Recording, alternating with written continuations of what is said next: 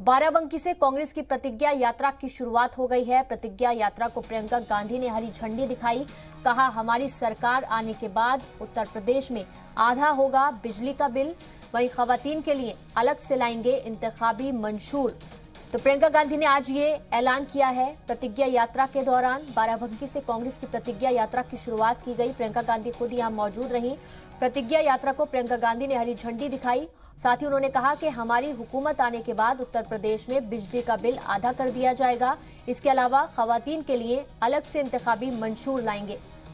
तो लगातार विधानसभा चुनावों को देखते हुए प्रियंका गांधी बेहद एक्टिव दिखाई दे रही हैं और अब एक बार फिर से बाराबंकी से कांग्रेस की प्रतिज्ञा यात्रा की शुरुआत की है।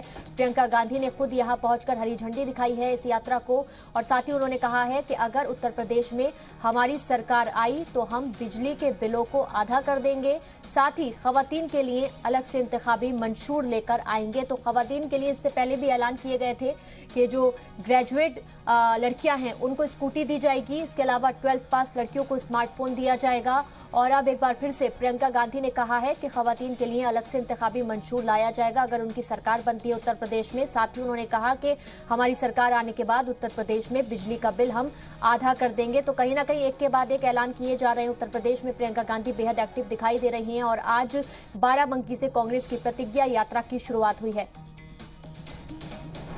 और आइए आपको सुनवाते हैं प्रियंका गांधी ने इस मौके पर क्या कुछ कहा। चौथी प्रतिज्ञा, बिजली बिल सबका हाफ, कोरोना काल का बकाया साफ।